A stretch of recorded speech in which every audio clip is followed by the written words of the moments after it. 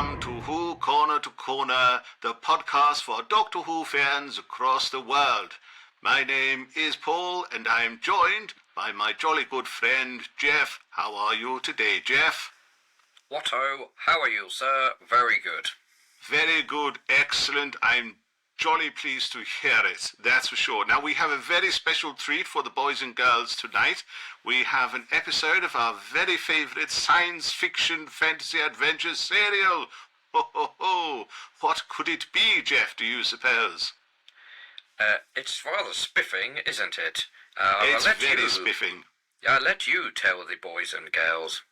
Oh, jolly good, why not? Yes, I'll tell all our lovely listeners exactly what they're going to be watching and hearing tonight with us at Who Corner to Corner.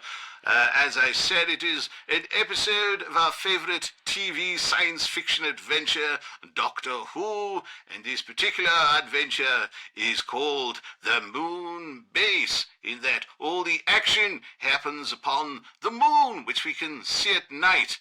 If you look outside on a clear skies, you'll see the moon shining down like a paper lantern amongst the velvet blackness of the stars and whatnot. Anyway, Johnny? Mr. Geoff. Johnny?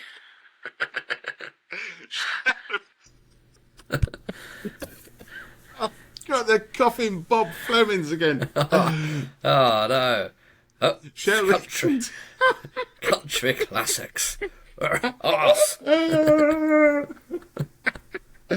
Shall we continue? Johnny? Yes. Let's Right. crack on. On the count of three. Wait, one has to get one's internet ready. Don't talk to me about internet. Don't talk to Geoff about the internet, ladies and gentlemen. He's having some real problems. We've been trying for 24 hours to get him online. Right, anyway, enough nonsense. Screw you, Sky. Wow, you jackass. Black. Right, you ready? Episode 1. The Moonbase. Here we go. Let's go. Cybermen. 1, 2, 3, 2, go. 1.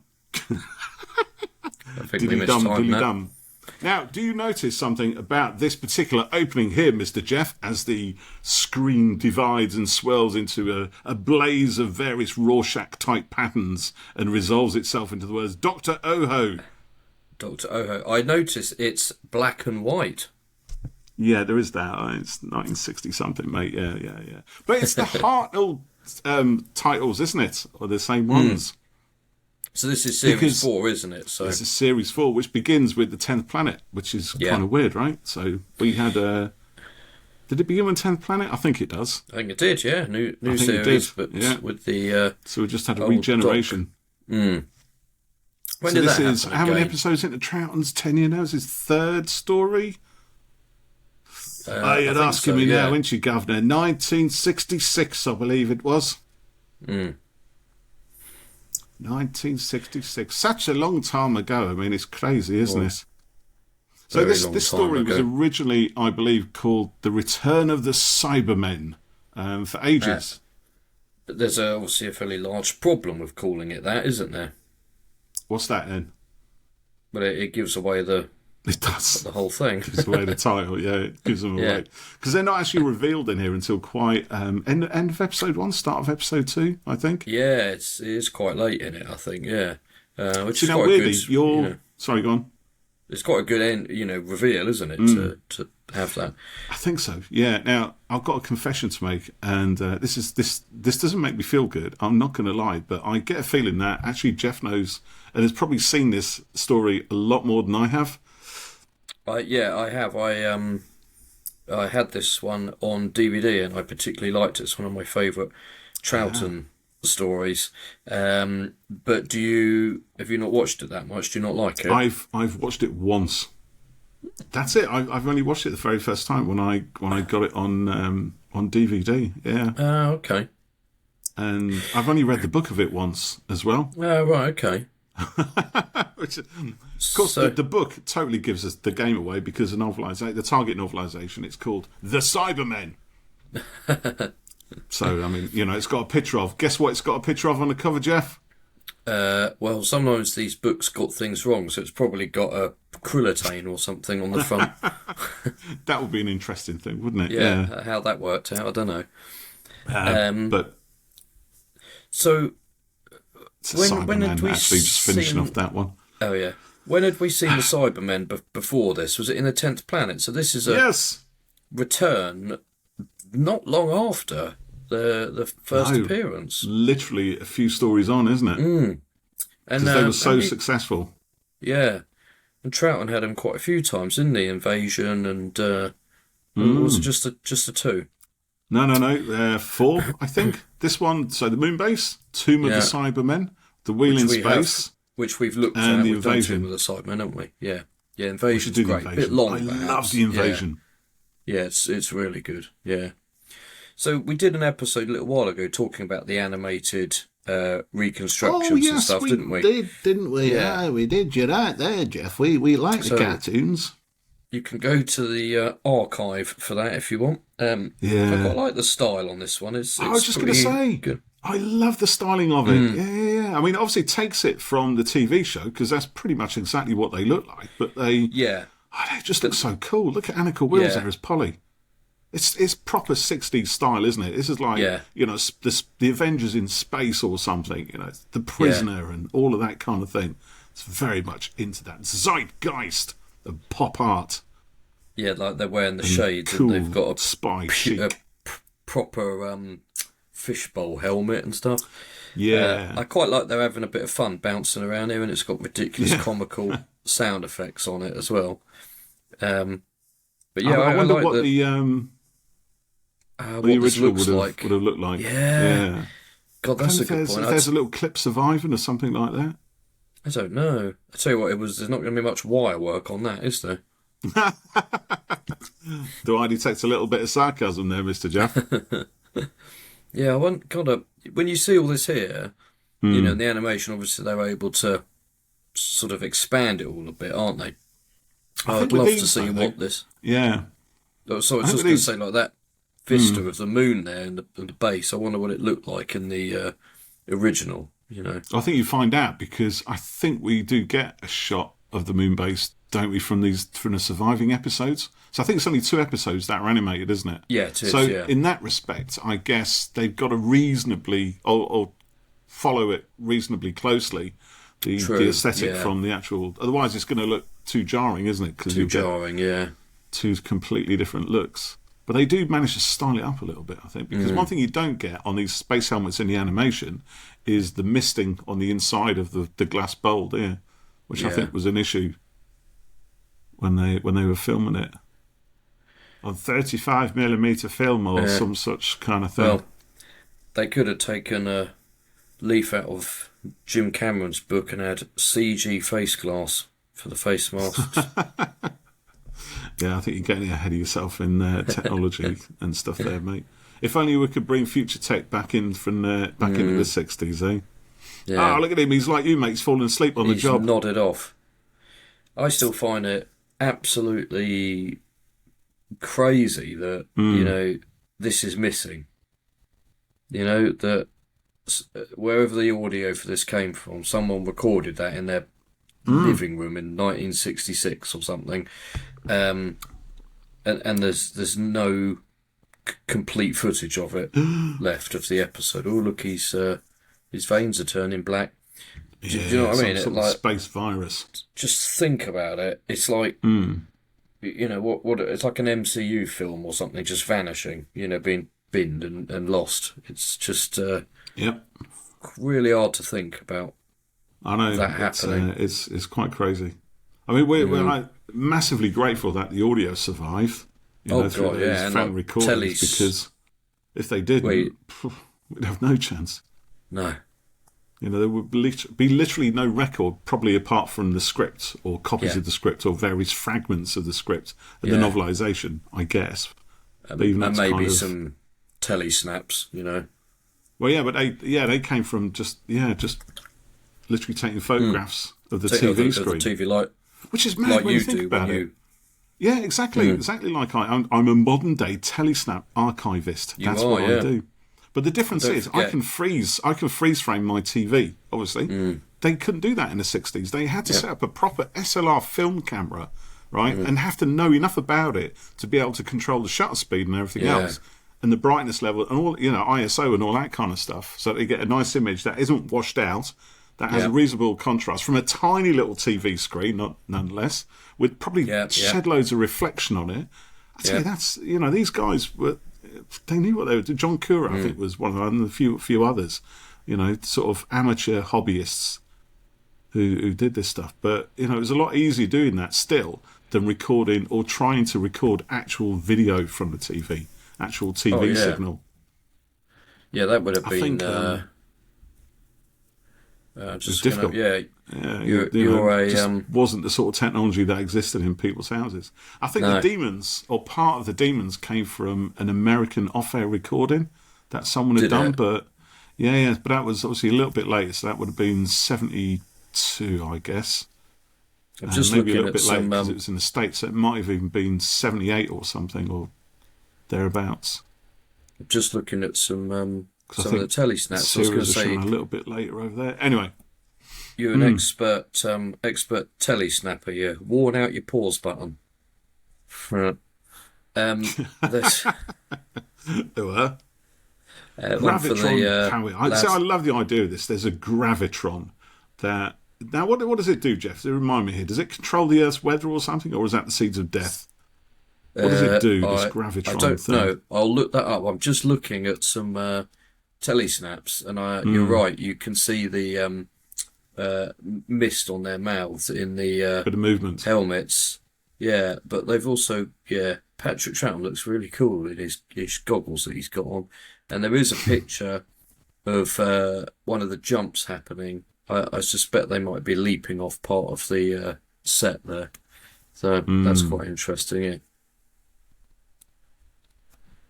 So I like this as well because the Moonbase crew are they're all men actually. There is that, but at least there's an attempt to have them at least from other countries. It's not just which I think was kind of part of the mix in the 10th Planet as well.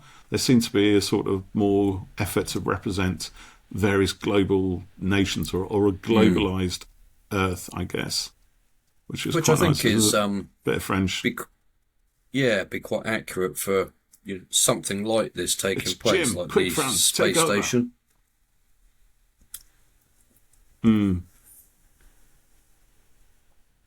So, what are the symbols on their screen again? I can't. I don't know. It's so the Gravitron's a little bit flaky, isn't it? Because Matey Boy, Geoff in space, fell asleep on his desk there, and it all seemed to go a bit hair white. Yeah, it is weather control. There you go. So just heard that. He's got the fluence, hasn't he? Yeah. So there's hurricanes. So somehow they're using gravity or whatever it projects from this big gun to control the weather. We're not going to worry about that, are we? No. They could perhaps they solved take that as it is. Global warming. Well, indeed, maybe that's what it is. In response to climate change, they developed this massive Gravitron gun, and they keep firing at the planet to control hurricanes and keep them away from population centres, I think. So as soon as the Gravitron goes down, those hurricanes are just going to go wild across the planet and create havoc and death and destruction. So there's the thing. I mean, this is all kind of, regardless of the science or whatever, it's all kind of set out within the first episode. We see the danger here of what upsetting that Gravitron thing actually means for all the people on the planet below. So that's telling us the stakes, or showing us rather than telling us what's at stake here and where the danger could be. And it gives us a nice little sort of mini story to lead into episode 1, doesn't it? I was just thinking, presumably this base would be some sort of government-funded thing, but in like Bond films, the baddies always have their bases built into the rock faces or something, or into a mountain. And I always think someone's been playing practice golf. Go on, sorry, yeah. I'd love there to be a film where they go to the bank. Yeah, can I get $17 million to build my evil lair in the side of a mountain in Italy, or on the moon? Where do they get the money and the and the personnel? Yeah. See the interview, the application interview. So, what exactly would you like the funds for, Mister Golden Claw? Yes, actually, I want to build a secret base. A secret base, jolly good. And what sort of activities will you be operating from this secret base? I intend to hold countries to ransom. I intend to threaten various nations with atomic bombs. I intend to kidnap and extort various government figures across the globe. Good, jolly good, nefarious, and so on. Who knows? And I intend to order large numbers of mutant sea bass with fricking laser beams attached to their heads. Mutant sea bass, is it? It's a long time since I watched Old Austin Powers. Yeah. Let me look that up. So you can pretty much quote it word for word, can't you? Sea bass with laser. So anyway, about the Moonbase, which we're actually watching and allegedly commenting on. It's sharp. We have an outbreak of some kind of freaky virus, which has taken a new companion, Jamie Fraser Hines. He's quite new to this at this point, isn't he? He is, yeah. So he joined in the Highlanders, the yes, Jacobite Rebellion. I too, and he was like to live dangerously. So he's what's he doing? He's hallucinating about some Piper. The McCrimmon Piper. Some kind of harbinger of death, some sort of spectral death figure. I wonder if that's bait. What did he call it? The Piper. The McCrimmon Piper. So, well, McCrimmon's his family name, so presumably this is like a family fable that runs on from generation to generation. We are the McCrimmon Piper, Jimmy lad. And that comes for ye. That's the end of your days. You had out that. Now, what's your heat? Ooh, he don't look well, does he? He does not look well, that chap. He was the first one to get it. This is like COVID all over again. I'm getting COVID vibes. I don't quite understand. It's not like a real disease at all. Not real? What more do you want? I love reading subtitles. It's brilliant. Oh, is that what you're doing? I'm listening to it. Oh, yeah, listen to that and listen to me. That's pretty impressive, mate. I'll tell you now. I can do that. I've got one in one ear and one in the other ear. So I'll tell you what we'll do. As we're listening, I'll see if we can get a bit of timey-wimey going on. And we will quickly tweet to see what people think of the Moonbase, see if we get any... I hate it. It's a load of rubbish. There's not even any colour in it. What's that all about? Hey, there's someone called Rinsberg. Right. Let's... So this guy, do you see him there? Benoit, with the necktie. Yeah. Jeff? Right, yep, his name says Benoit, and there's a necktie over it sort of flaps down over the T. So apparently his first name was Jules in the scripts, right? But the other French guy also had a first name, Jules. So they decided late on they couldn't have two French people who were called Jules, because that would just be ridiculous. So they changed one of their names. Can't remember whether it's Benoit or the other guy, but someone will know and tweet in, I'm sure, please do. And so he wore the necktie and hung it down over his badge to cover the J, so you couldn't see that his name was actually Jules Benoit when they were calling him something else. So it must have been him. I did not know that. Fact finders, there you go. Yeah. Although I think the novel still has him as Jules, so it doesn't really matter. Why couldn't they have him Look as at this creepy Jules? storeroom, Jeff. Dun, dun, dun. Oh no, they've spilled salt on the Someone moon. spilt the sugar. That's going to cause problems, isn't it? That sugar's pretty free flowing there, isn't it? In 1/3 gravity. That's a very good point. Is that the sort or does the of thing that Moonbase bothers you? have?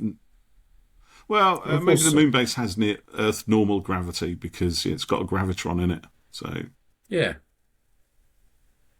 of course. Because that's normal, isn't it? It's easy.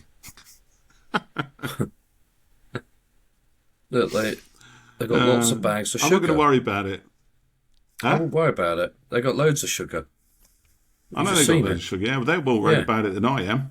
There was a Cyberman silhouette on the wall a minute ago. Did you see that? Yeah, I did. It was very nice bit of shadowy lighting on that.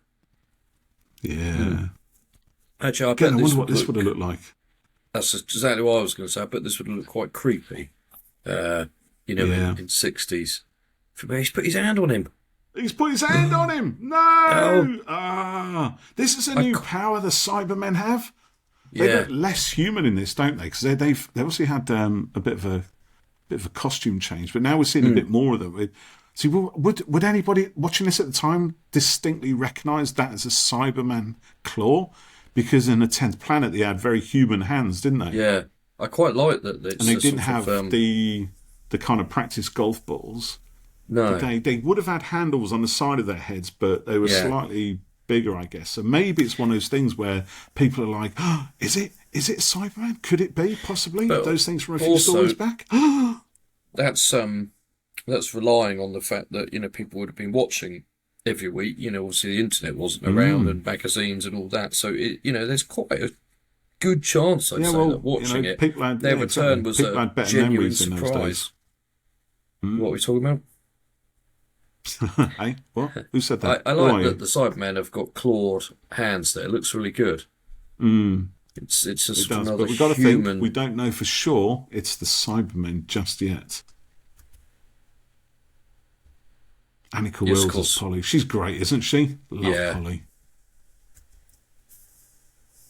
The trouble with Ben and Polly, I think, is they're just not in quite enough stories. That's what I was just going to say. She wasn't around for that long, was she? No, it was only... When did she start? In the War Machines, which was before... So the War Machines, the Smugglers, the 10th Planet, and then this handful of Troughton stories. Yeah. The War Machines apparently also came from the mind of Dr. Kit Pedler, who sort of wrote this one and the 10th Planet and all the Cybermen stuff. He wasn't really a scriptwriter, so Jerry Davis, the story editor, did most of the writing, most of the actual scripting. Yeah. But the ideas came from him. The idea of the Cybermen came from Kit Pedler, allegedly because he was undergoing a lot of... He had a lot of trouble with his stomach, apparently. And he was undergoing a lot of surgery for it, and he was reading up and watching stuff on spare part surgery, and just kind of wondered what would happen if that spare part surgery went to the extreme. Would you be able to distinguish between human and artificial? Which is quite interesting, because obviously that's a question that still pervades even today, even more so. In this age of burgeoning AI and increasingly complex chatbots that try to emulate us from day to day, and it's questions that the whole of the film Blade Runner's built on, some sort of existential kind of philosophizing. There's probably quite a brilliant space adventure, a modern, timely usage of the Cybermen that touches on all of that stuff that you just said there. But whether it will happen or not, I don't know. Well, I was just thinking, do you think it's a shame that Shooty never met the Cybermen or Daleks on screen? Yeah, I do really. I mean, he got to meet Sutekh, which not every Doctor has done, and he kind of met Omega. He met the Rani. Yeah, true. I mean, poor bloke. Yeah, I suppose it's a shame. No Daleks or Cybermen. Yeah, I mean it sort of feels like they are the iconic things, and every Doctor should face them, or at least one of them.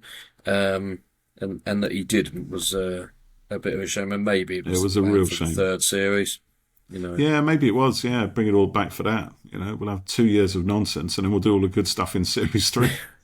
Yeah, the secret. Sorry, that's terrible of me. I shouldn't say that. I know there's people who like it. So there is a really good 15th Doctor comic with the Cybermen, which is worth picking up if you haven't read that one.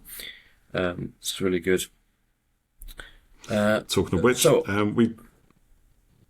I'm just catching up on the WhatsApp. Our good mate Jonathan Wilkins from Titan Comics has been WhatsApping, so I thought he might have something that we can pick up on there instead of what's in Lyrical about Supergirl, which is fine by me, to be honest.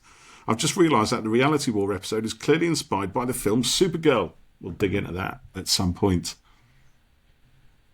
That's a great movie. I mean, it's a rubbish movie, but it's a great movie. Mm-hmm.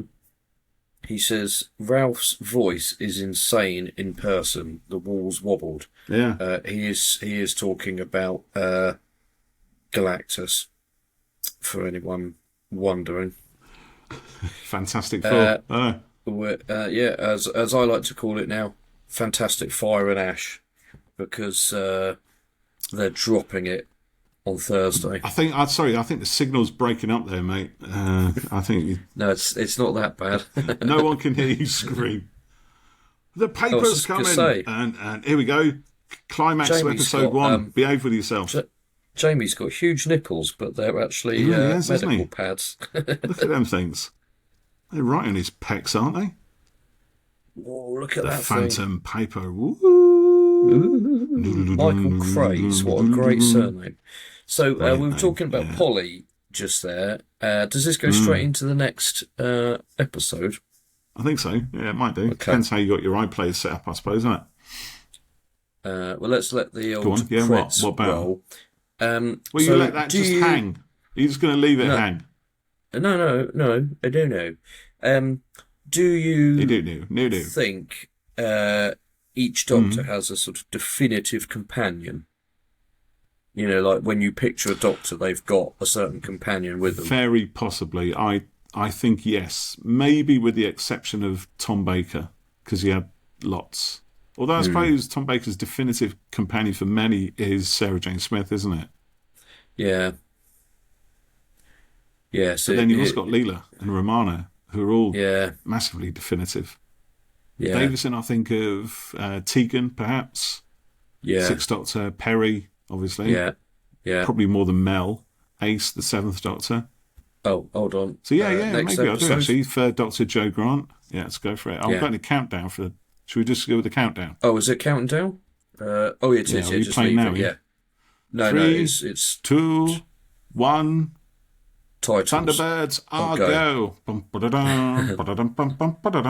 You could probably play the Thunderbirds theme music over this. I mean, it would be horrific sacrilege to do so, but it'd be a lot of fun. You swap them around. I'm going to do that. I'm literally going to do that. I'm going to play Thunderbirds over Doctor Who, and I'm going to play Doctor Who over Thunderbirds and see what that does to my psyche. Dr. Thunder. Sense of creeping insanity. Oh, look. So here we go. Now we're on a filmed episode, aren't we? What you might call live action.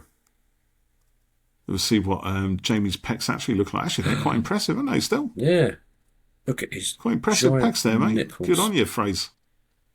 Episode 2. I'm going to turn the sound up on this because I want to hear how these Cybermen speak. Oh, it's coming for him. Well, it's not speaking, is it? No. I like these ones. They look really cool. Yeah, they do. Yeah. So, obviously a massive redesign. They've still got some distinctive features. So the pan handles on the ears and the headlight, but it's all kind of more streamlined, isn't it? It's reduced down a little bit more. Because I think the feedback was that they looked a bit clunky, and I think they were quite difficult to get into the old costumes as well. The Mondasian Cybermen. Polly screams, drops her coffee. I mean, there's nothing like a gender stereotype there, is there? No. Goes in, throws herself into the Doctor's arms. God bless. He looks so beetly with his hair like that, doesn't he? Yeah, I guess that was a plan, wasn't it? Making more on trend for the kids that day. That day, what am I talking about? Of the day. Sam, Jules, you've got to find these men. Search every square inch. It's sweet, but weird seeing it in live action now. I know, yeah, it is.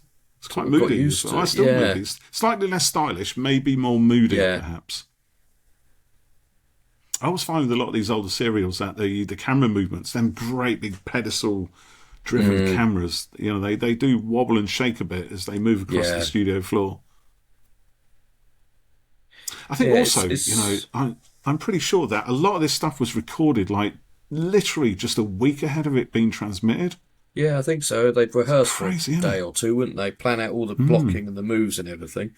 And then, you know, do it almost like theatre being filmed.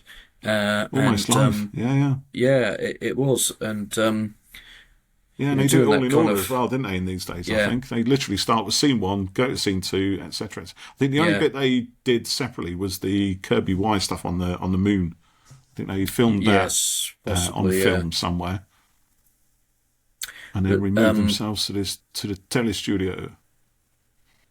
You know, chat shows and stuff are done, you know, live multi-camera and things, but I think, well, maybe more so back then. It's unusual to do it in this sort of setup. I think certainly now, you know, you may get a sitcom done like that, but none of them really have audiences these days, do they?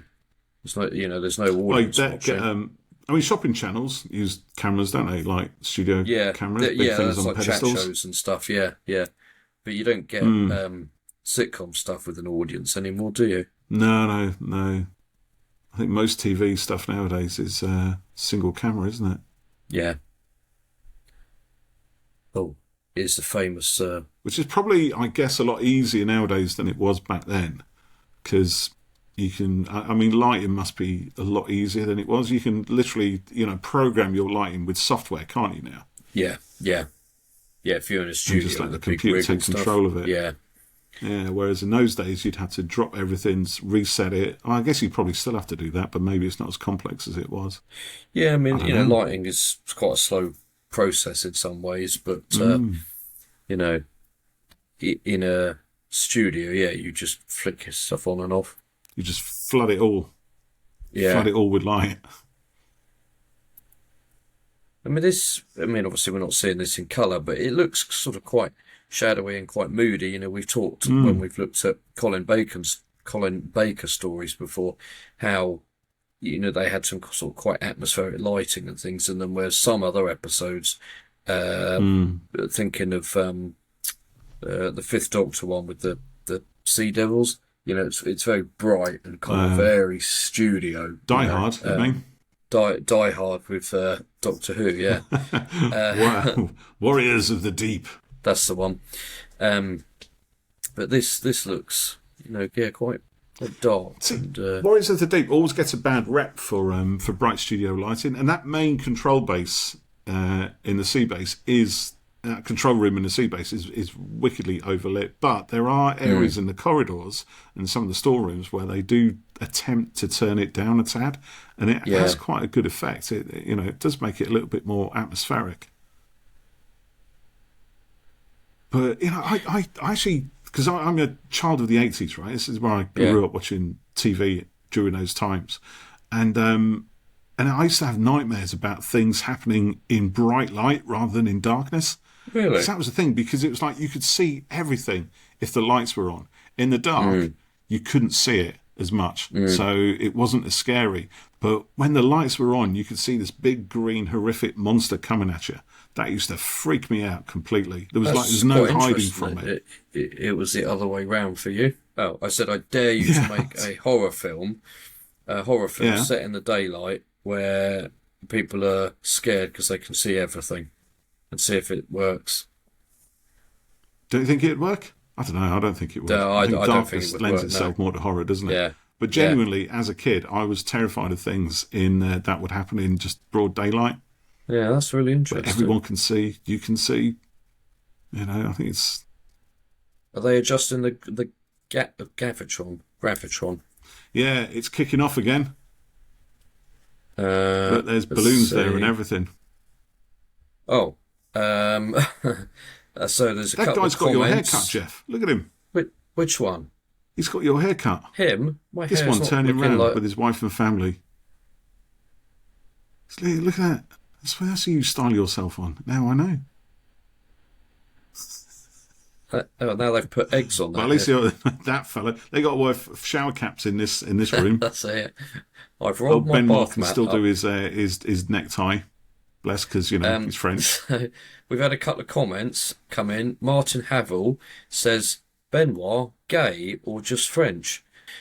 Which I think is possibly a reference to Benoit Blanc from Knives Out as well. Or is it because he's wearing a necktie? Well, it could be. Martin, when you hear this back, if you do, let us know. And John Porter says, I enjoy it, actually, bearing in mind Jamie was a late addition. It's the great base under siege template. Huge fun. So what's that about Jamie being a late addition? Well, because he was only contracted to be a companion once he'd actually been in the Highlanders, which was only a couple of stories before this one, right? So this script, whilst it hadn't been fully written, it still wasn't planned to have, it wasn't storylined with Jamie in it. So for a lot of it, he's kind of unconscious on that bed, a fear of the paper. I didn't know that. Yeah, apparently it's the truth. Clear skies and a heat wave. Hurricane Lucy, look at that. So they are battling climate here, aren't they? They're battling to keep these massive storms away from population centres, which always strikes me as something like, what they do. I mean, it's an interesting thing, perhaps, because obviously it's quite topical, right? So, we are actually undergoing some climate change right now. Yeah. And here's a story that kind of foresaw that eventuality. And actually, it probably was because Kit Pedler, he also did a thing in the early 70s. He did Doomwatch, which was all about sort of science stuff gone a little bit mad. But I think climate and rampant industrialisation had quite a lot to do with that. And he also was quite interested generally in sort of cutting back on consumerism and just throwing everything away. He was a massive proponent of recycling before anybody had even started talking about recycling stuff. Really? He was very much into that. So he was very much a kind of visionary sort of guy. He's sort of like a sort of low-key Arthur C. Clarke in some ways, I reckon. And they brought him into Doctor Who just to be their sort of scientific advisor, just to kind of check some of their science facts. And obviously, a result of that is that we got the War Machines, because, he's the one who decided that there would be a massive centralised computer that would control all our data and networking and communications and things. And that became Wotan in the War Machines. Yeah. And obviously the Cybermen, which is his big legacy to Doctor Who. That whole spare parts conversation, which kind of turned into this stuff. An enduring, topical, ever-current monster for the Doctor to defeat. Yeah. Quite a lot of, themes and things that were, that are relevant today still.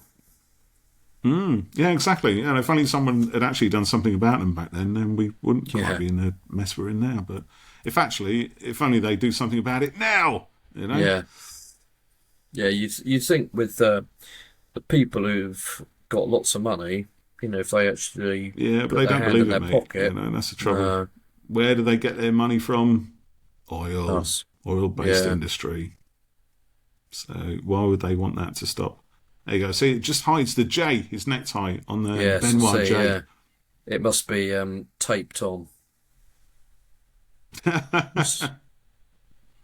So Troughton's going around doing some very odd stuff. Can you imagine Hartnell doing this, actually? No. He's he's taking samples. He's trying to see what size shoes people are wearing. He's completely bonkers, isn't he? Oh, he just slipped his... there you go. What the blazers are you doing? It's Hobson, isn't it? The bass director. They've got get on with shiny moon boots, haven't they? Yeah, but did you see the little stitching pattern in there, which has been sprayed silver? Yeah. So, is Polly taller than Ben, or is it her shoes and headpiece? Sorry, go on. Have they worked out that it's the Cybermen? Yeah, slightly lost. No, not yet. They haven't, have they? No. The only person who's seen them is Jamie, but he doesn't know what they are, and he's half, out of it anyway. Well, the guy who saw him in this fever that is striking the personnel. Yeah, and the guy saw them in the sugar. So the only ones who would recognise it as a Cyberman, the Doctor, Polly, and Ben. But there you go. He's dead. That's got to freak She you out, innit? saw something, didn't she? But is she going to scream? They do look pretty scary, these Cybermen, you know. I love that. His hand moves and the bolt still stays in the air. No, you freaked out again there. You froze again. If we're talking over each other at this point, it's because you've frozen and I don't know that you're talking. Yeah, sorry everyone. I've just had my fibre internet installed at home and it's absolute garbage. I've paid for it's a super high speed fibre. 500 meg, and let me just do a quick fast test right now. Let's see. You should ping that up on screen what Geoff's internet is right now. I'm at what you 21 megs. No. So 21. Oh, it's gone up. 25. So I know I'm on Wi-Fi and 25 megabytes per second. It doesn't, which is absolutely awful for something that should be half a terabyte. That's terrible. It is. It's absolutely terrible. Yeah, I'm almost unable to work properly at the moment. So it took 4 months for Sky to install it.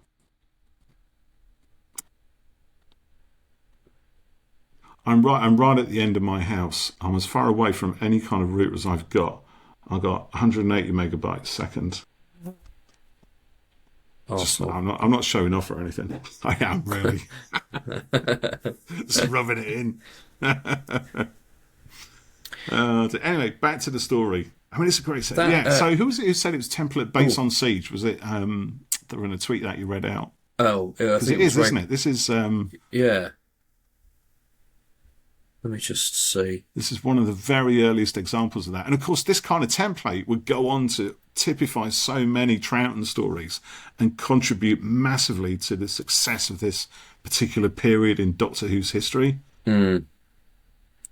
Let's throw a bunch of people together with all their different conflicts and problems, and then we'll just get them surrounded by an invasion of monsters.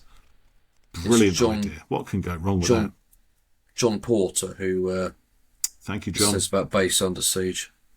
Yeah. Terrific. The chap on the left there, the older chap, he reminds me of someone, like facially, and I can't think who. What? The big one, Hobson? Yeah. He's been in, look him up, because he has been in a whole massive bunch of films and TV stuff. He was one of those faces that would have been reasonably well known at the time, I think. He was in a bunch of TV stuff, and I'm pretty sure he was in a few films, movies, as they're called in modern day parlance. Motion picture. Driving old. Sorry, these space suits here. I mean, they're amazing, aren't they? Yeah, I've just noticed it's sort of a pack-a-mack, isn't it? A little bit, yeah. I've got to check the shower, the tubes in, right? I mean, yeah. I mean, I kind of love this, though. It's a sort of like an innocence or a naivety about the realities or the harsh realities of actual space. Because they wouldn't have known, really. I mean, the whole space race thing was going on at the time. They hadn't landed on the moon yet. So that was still a few years off. But it's all set against that kind of background of, NASA and the race with the Russians and all that sort of thing. Yeah. And there is an attempt to kind of make it look a bit futuristic as well. So, yes, we can have all the clumsy stuff that the Apollo astronauts had. But in the future, we'll streamline it. So it literally just looks like a plastic water bottle plugged into your back. And that stuff that they're wearing, that shower curtain that keeps the vacuum out. That's a massively super advanced meta material that has the effect of 1 million pressure suits, but is incredibly lightweight. So I'm going with that. That's my headcanon. Yeah, that's your headcanon for it, yeah. So this is fun. We find out that the Doctor took his degree in 1888 in Glasgow. That's brilliant. That's like that's a long way from 2017. Yeah, that's like Saranga Conundrum when the Doctor did I misread that, actually? He's talking about Joseph Lister now. Unless he knew Joseph Lister. So they're doing loads of experiments trying to figure out the source of this virus, aren't they? Yeah, I quite like seeing the Doctor do science and stuff like this. Mm. It doesn't happen all There's a guy that in the background often. there. I thought he was a studio hand, but he's one of the crew. I thought it's like a studio hand caught in camera. Just the way he's kind of looking at things, like he doesn't really know what's going on. Yeah. You see the guy with the glasses back there? Yeah. It looks like he's got his shirt off. Let me see if anyone else has commented on Twitter. No. This is great. I love this sort of Doctor Who dialogue where they say things like, "I think perhaps I have." All the old Doctors say that. They all say, "I think perhaps you should," or "I think maybe we should." It's like inserting words where they don't need to be anywhere. It's the whole pronounced received pronunciation, RP, isn't it? Yeah. I think maybe I have. Sorry, go on. Yeah, what? Do you think that it's how it was written, or just how they spoke back then? It's just conventions of the time, wasn't it? It's the same in the States as well, actually. You know, when you look at Hollywood movies and TV shows from the 40s and 60s up to even into the 70s to a degree, they're still very clearly enunciated, right? There's none of the mumbling that you get. Oh no, savage beating on the moon. Yeah, oh, that's harsh, isn't it? They didn't zap them. Oh man, that's terrible. What a way to go! But bludgeoned to death by Cybermen on the moon. The tramp's face here is brilliant. He's breathing. Yeah, what's going on? Yeah, sorry everyone if you're listening. I'm having major problems tonight. Look, you're talking over the drama. Old, what's his name was just killed over. His coffee's been poisoned. Yeah, Polly put the kettle on and she killed everybody. Oh my goodness. That's quite a good effect. How have they done that? It's a great effect. Love that. Well, I would genuinely like to know. Yeah, how have they done that? Yeah, it's probably an insert. Some guy's hand. Oh, totally, it's an insert. Yeah. I wonder if the hand guy is credited somewhere. Someone is it like one of the crew, or is it somebody like a model? Is it the camera guy? Is it Troughton? Who knows? Somebody will know. There'll be a record of it somewhere for sure. It's the sugar. He's just realised. Everyone takes the sugar in their tea and their coffee.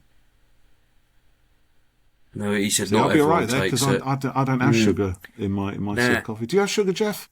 No, I'm sweet enough already. Oh, that's funny, isn't it?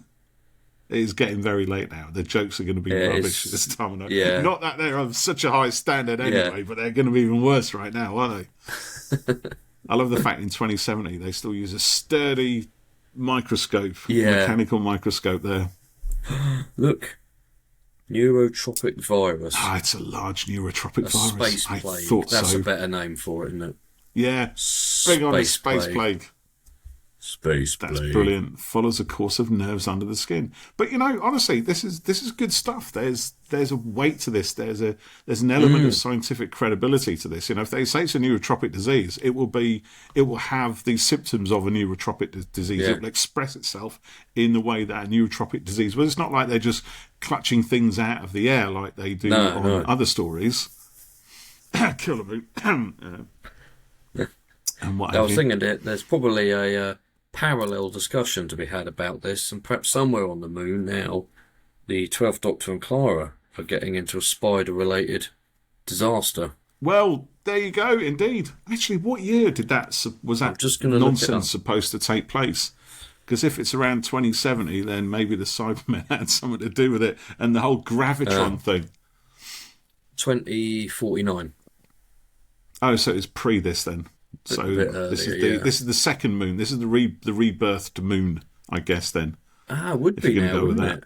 Yeah. This is the dragon has flown, and the new moon that reformed out of God knows what is now this.